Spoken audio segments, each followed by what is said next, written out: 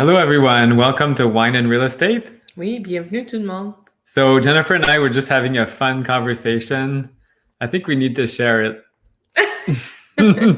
So as I age, so Jennifer stays young forever, but as I become older, I just noticed that when you film or you take pictures, you want to go higher and higher and higher. So anyway, we don't love this angle, but anyway, this is a total sidebar. Yes, really. Complete vanity. So let's drink to this while we wait for our guest. Yes, our guest is coming soon, and we're drinking again. Last night we were drinking it as well, and I really liked this. It's Reflections Rosé by Magnetic Hill Winery, and it's very good. It has a very fruity taste, but not overbearing and not too sweet. Exactly. No, it's got a nice undertones and a really nice color. Whoops, I have trouble with the camera. So a really nice kind of orange peachy color.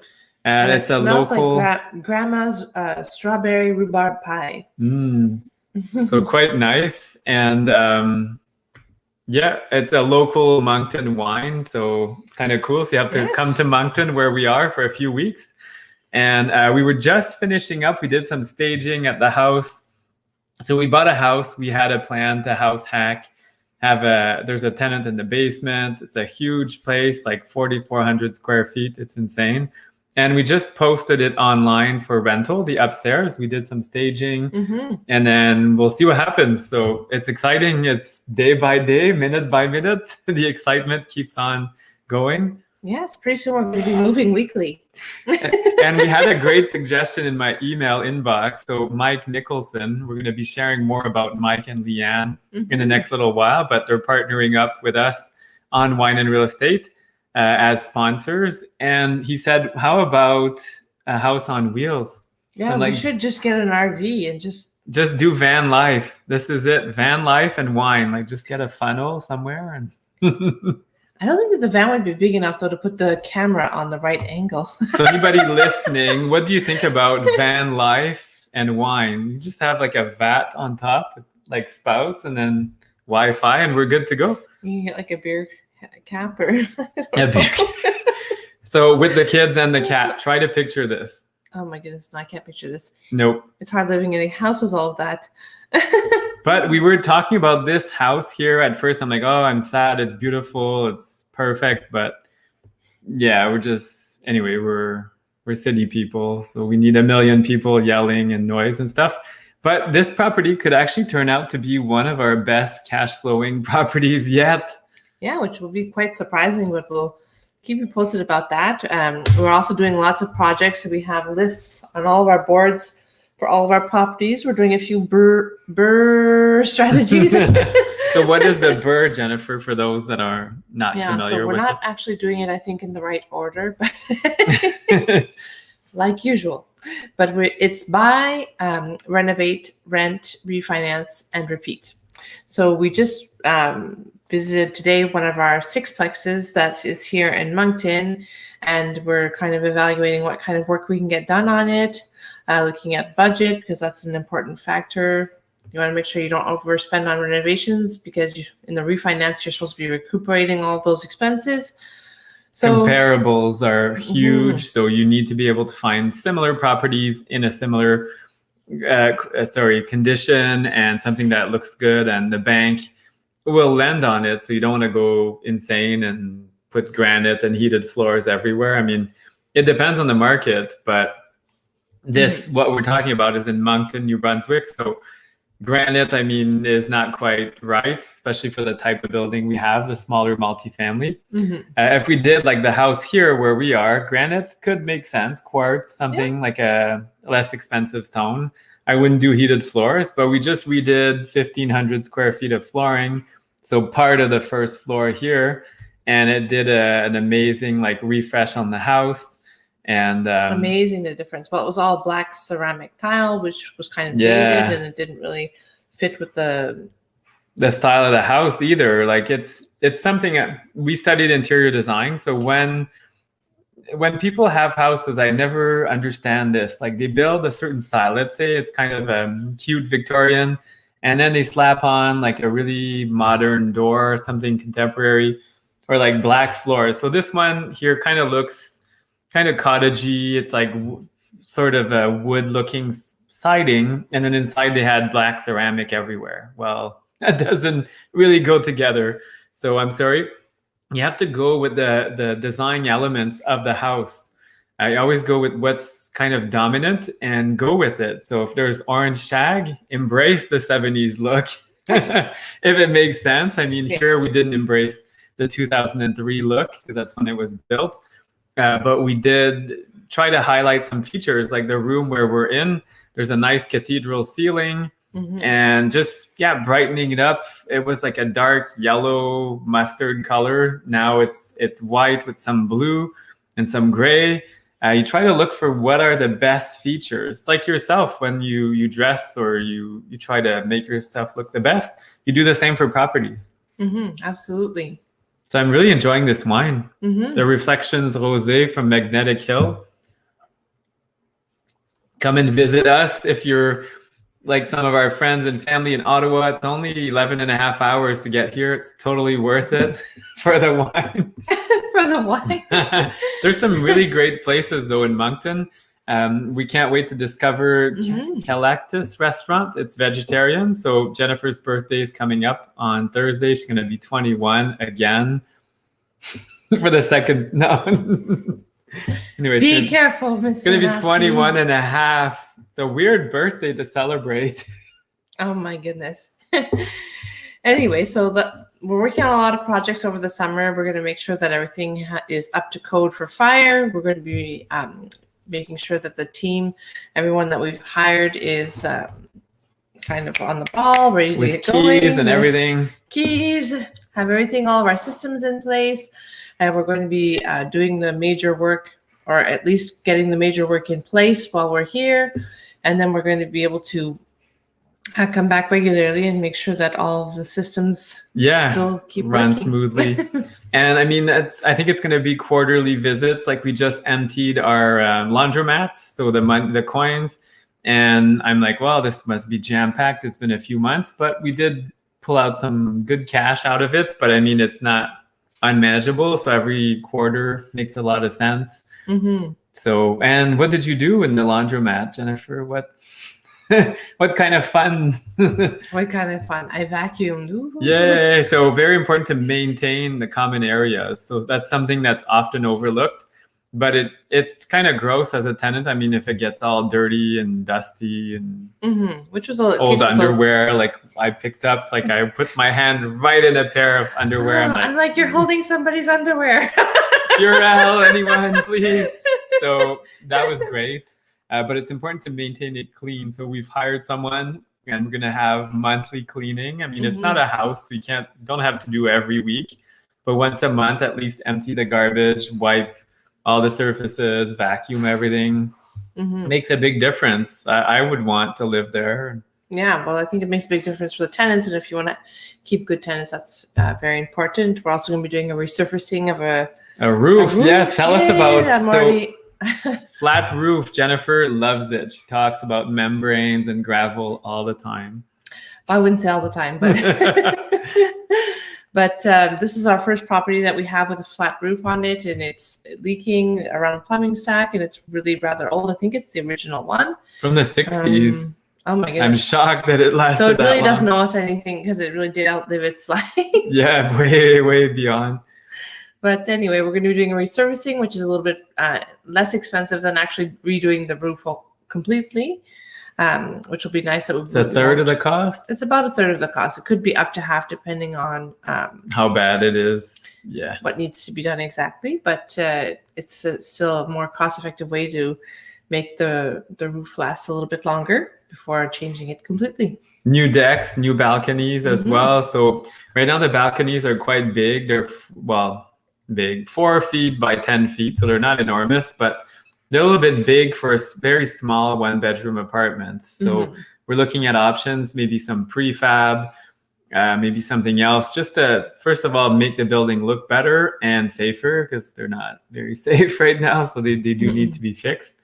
And yeah, anything you do does help with the BRRRR strategy. The building we're talking about was financed commercially, so it's the burr on a commercial mortgage tends to be a bit longer. It's not like on a house you can do like 3 months. Yeah, you can do not it quicker, quite the like same. a flip. Yeah, it's not a But, flip. no. And you have people living in it, and there's different rules, like you said, fire. Like, what should you look for when it's like fire code, Jennifer? What's But also, obviously, depends on the building size. But you have to make sure that strict minimum that everyone has fire extinguishers that are working, smoke detectors. If you have gas, then you have to have carbon monoxide detectors. You have to make sure that the emergency lights are functioning and that they function for at least 30 minutes in case there's no. Oh my, you really memorized all that stuff. Well, you just asked me about it. You have to make sure that they work for 30 minutes in case there's no electricity. So there are quite a few things that you have to check. You have to always check the batteries for those things and the light bulbs and make sure that they are functioning properly. Yeah, and something we've been working on, this sounds really silly, but we've been changing light bulbs everywhere. So tons of LED. They're cheap. Canadian Tire, get some packages, and it saves a lot of money. It's like 6 times less electricity per bulb, so makes a big difference. Getting energy efficient lighting. We're putting in some solar lights in the parking spaces. So a lot of our parking didn't have much lighting. Right now during summer it's not too bad, but winter, I mean, yeah, it's a little dark and you don't want to pay for lighting, so why not use solar? And they do a good job. Absolutely. What else have we been doing? Landscaping, so some mulching and weeding. And well, that's been mostly our kids. Yeah, but we still supervise. Yes. We provide them the gloves and the bag, and then there you go, have fun. Yes, but if you do have kids, it's great to get them involved in your real estate investing business or any business. If you do it, I think it's really important to have them know the value of money and also the value of work, because work is hard. Yes, absolutely. And our kids, because of that, they've learned so many good skills. Like our daughter painted, what would you say, 1/3 of the house? Yeah, she actually did a really great job. She painted, well, we'll be showing, I'm sure, on our social media, but she painted most of her several rooms. Yeah, and she's 15 and a half. Yes, don't forget the half like of that mom, age. 21 and a half, 15. Wow, you had her at 6. My goodness. Wow. Anyway. And she's been, Shallow as well, has been putting together furniture. They even do like some minor electrical. Like removing the little plates before you paint. So some of that prep work, I mean, you have to be safe, obviously. Yeah. Assembling IKEA furniture for staging. Also struck tube we ordered, and the kids helped assemble that. We also picked up some vintage furniture that we painted to make the place look nice and pretty. Walmart is awesome for accessories. So if you need to accessorize sometimes just for photo shoots, you can reuse the same accessories and go from room to room. So we like to do that on our higher end or more, higher end rentals. So basic, we won't do as much, but if it's a higher end rental, we like to dress it up and get the most out of the rent money that we can. Absolutely. And also, if you're getting more rent, then you're increasing the value of the property, which then increases the evaluation, and you get a better return on your investment. Exactly. And as you see on the ticker, I recently started coaching one-on-one. So I have a few students now. I'm really excited. I'm always thrilled when I hear about their success stories, and I share them with Jennifer as well. And to my students, if any of you are listening as well, I do share all the details with Jennifer. And sometimes she's like, no, you have to tell them this and that. So usually at our next meeting, I get some of Jennifer's feedback. So. Yeah, well, you were really excited when you visited when you visited Danny's property. Yeah, so Danny in Gatineau, well, not Gatineau, but you invested in Gatineau. So if you're listening, really proud of you, the first building, and now a second one very soon. I can really feel it. I know we had a discussion on a potential property. Wasn't quite right. There wasn't enough of an exit strategy behind the plan and everything, but I really see the next one coming soon. Also, many of our business partners have branched out. So we do joint ventures, But some of them have branched out and started their own JVs and become the working partner and done very cool things. So there's lots in the works, and I love working with people all across Canada. We're also investing in the US now. So we're working on our second, third, and fourth deal potentially in the US. And no more Japan for those that know about Japan. That was more of a joke. And Costa Rica potentially, but that's probably more like in a year. So we're gonna take our time and establish systems. And we were actually supposed to start our JV series, what not to do. Yeah, what not to do. So we had actually been on an Instagram live yesterday to talk about what is a JV and what we're going to be talking about. And then we didn't do it today because we were supposed to be having wine in real estate, but our is having too much wine. So anyway, that's what happens. As a real estate investor, you need to be able to turn on a dime. And I put away my dimes. I can't turn anymore. Anyway. Well, figure it out. Yeah, figure it out.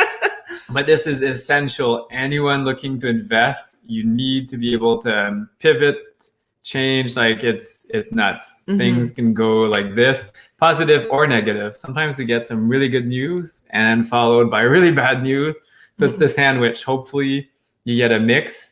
And you need to have resources and different things to help you do that. So. Yeah, well, even with the property here, we are very flexible. Like we knew we could live in it, we could rent it out, we could Airbnb it, we could probably sell it pretty quickly as well. And I think that's something that's really important. And that's why one of the reasons why we love real estate as a vehicle is because it's so flexible. Exactly. Whoop, and I'm having fun with StreamYard as well and clicking on things. So anyway, we are very genuine, as you can see. But yeah, that's really important to be able to have multiple exit strategies. Whenever you buy something, think about it. And Jennifer always reminds me because I get excited sometimes. This place is perfect. She's like, what's the exit strategy? And I'm like, I don't know. But it's perfect. It's cute. It's got a nice pool and it's got this. Like, well, the numbers. So those are things you need to consider and plan for. And the bank as well will look at that too. So how would the bank underwrite it to lend to you, or private lenders? Think about it. And that's something I teach in my coaching, like what, and Jennifer coaching in a way. So what should you look for when buying a property? And right now, and it's always been our goal, cash flow. We never buy a place that has no cash flow, even from day one. Even the bad properties where hydro was included and all that still had some cash flow. Yes, absolutely. Because then the lenders won't lend. No. Because they look at the debt coverage ratio and then you need to put more cash. And I don't like putting more cash in anything. Except for wine. But I mean, in a building, you don't want it to sit. So that's one way. If you have too much cash or equity in a building, what should you do, Jennifer? Refinance it. Or get a second mortgage. Yes. If like refinancing is too far, or let's say you don't qualify, which has happened before, it's not quite ready, like you're at 80% loan to value. Well, you can find private lenders that will go at a higher loan to value. Again, you need to have a solid exit strategy if you have a private lender, because now you're talking higher interest. So yeah, our guest would have been great for that, but I guess he missed out. So yes. So mortgage brokers know a lot about these, like private lending, B lenders, which are alternate lenders, like credit unions. Just basically not the big five. Yeah. And really, they're great. I'm learning to really enjoy working with some of the credit unions, even Home Trust we've worked with in the past, and their customer service was excellent. They even called, like we recently sold a property that was financed with Home Trust, and they even called after, oh, is there any way we can earn back your business on the next property? I was shocked. I've never had that from other banks or lenders. So that was excellent. Yeah, there's other lenders. So yes, there's BMO, Scotia, TD, CIBC. They're awesome. Royal Bank, yes. Royal Bank's awesome. But then there's others. There's National Bank. It's a smaller bank. Laurentian Bank. We had a great mortgage with them. Yeah, that was our lowest interest rate ever. Tell everyone about it. Well, Yeah, it's not it was as low low. as some right now, But it but was only 1.45. 1.45%. So I know we've seen 0.98 recently. So that's a little nuts. But 1.45 is very, very good. But again, it's not all about the interest rate. I would say it's something that we don't look at very much, the actual interest rate. As long as we know that the deal can support it, it doesn't really matter that much. What is it? What's most important in a mortgage? The terms. Yes. So a lot of people miss the terms. They get excited, 0.98. But then if you read, it says if you, I don't know, if you break the mortgage or you need to refinance, the penalty is enormous. It's like 20,000 or something crazy. So think about it. You are, unless your plan is very solid, and in life, you never know how things will go. Let's say you lose your job and you need to sell the place. Again, the exit strategy, if that mortgage is set in stone, then you're really missing out. So yeah, exactly. Terms. And sometimes there's really good terms, like with Scotia, the STEP program.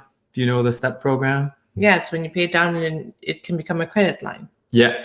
So we get a line of credit that's built in.